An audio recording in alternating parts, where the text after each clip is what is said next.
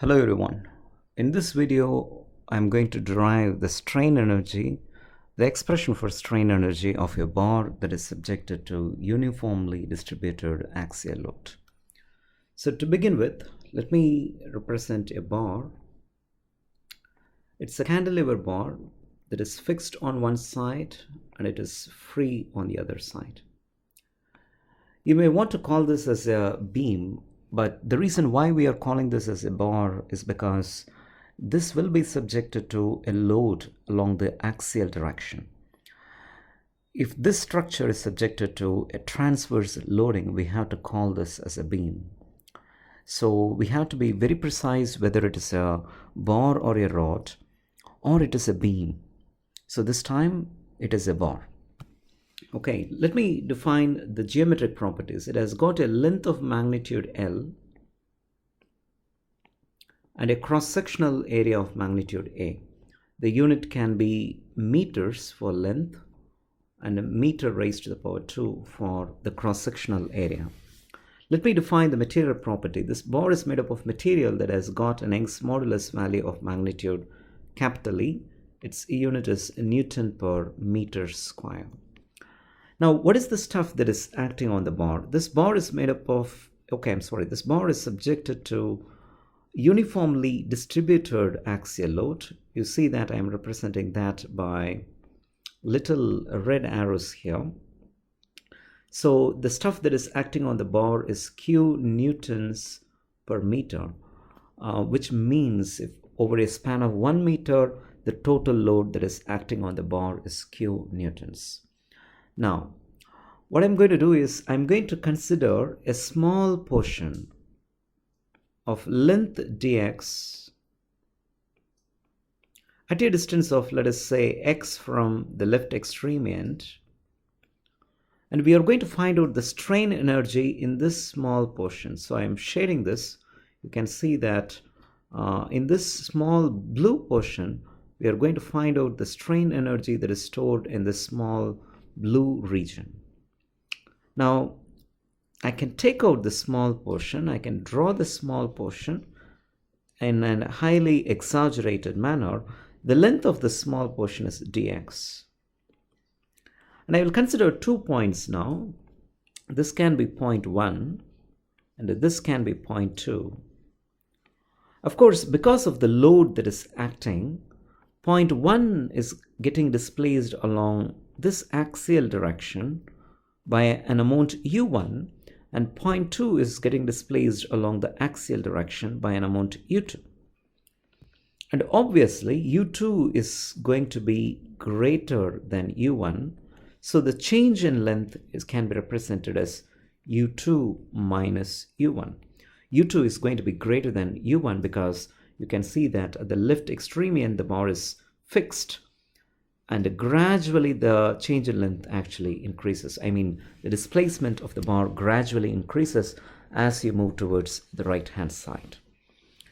Okay, having said this, I'm going to write the expression for strain energy. The generic expression for strain energy is U is equal to 1 by 2 into K into x square.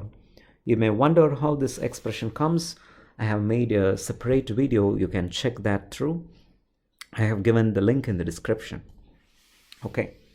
Now, I'm going to write the same expression for our case. So, in our case, we are considering a small portion. So, the small strain energy can be represented as du, which is equal to 1 by 2 into K into x square.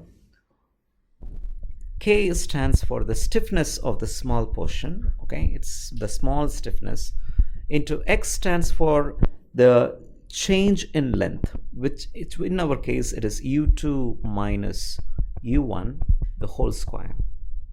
In the next step, this can be written as du is equal to 1 by 2 into K. u2 minus u1 can be represented as du, the whole square. Now, what is this K? K stands for the stiffness. Now, how can I represent that? You see, K is stiffness, which is load by deflection, and K, the load can be represented in terms of stress, which is stress into cross-sectional area. Stress is load by area, so obviously load is stress into cross-sectional area divided by the change in length. In our case is simply du. In our case, for the small portion, it is simply du, right? Okay.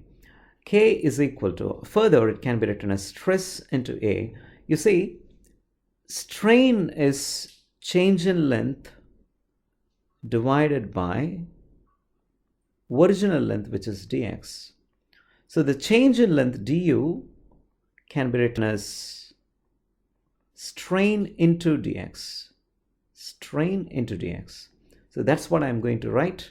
So the change in length can be written as strain into dx. Okay. Now, what is stress by strain? You see here, stress by strain term is coming, and stress by strain is Young's modulus. So the expression now becomes AE divided by dx. So this is the expression for stiffness. All I'm going to do is take this expression and put it here. So I'll be getting du is equal to 1 by 2. Now K is AE by dx into du square.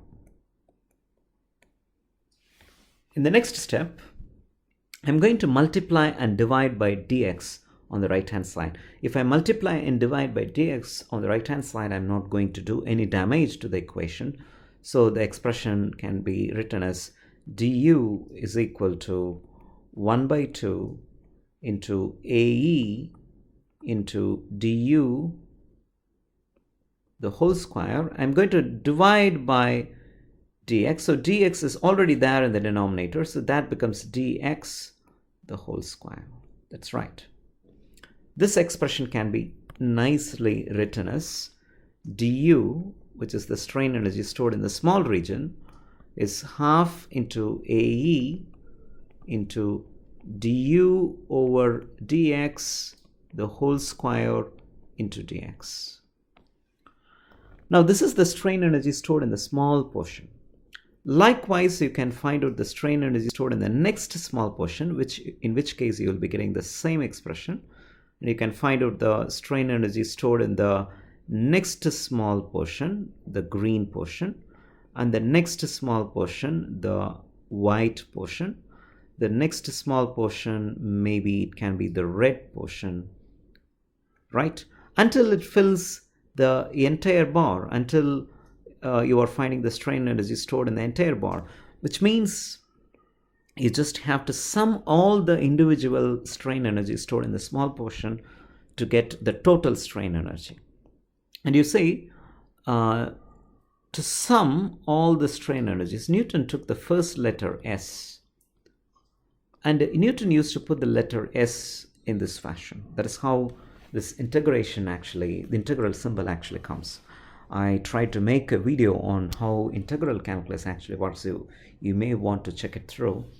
So all you have to do is integrate, which means sum the individual expressions to find the total expression for the strain energy. So it's going to be the summation, which is integration, 1 by 2 AE into du over dx, the whole square into dx. This is the generic expression for strain energy stored in a bar that is subjected to a uniformly distributed axial load. And suppose if your bar is not tapered, then area should be constant. If it is tapered, then area is changing with respect to x. You should keep it inside the integral. And Young's modulus, if it is not changing, you can also bring it outside the integration. So you'll be getting AE by 2 over the limit 0 to L, the total length, du by dx, the whole square into dx. So this is our final expression for strain energy of a straight bar that is subjected to uniformly distributed axial load. Thank you for your patience. Thank you so much.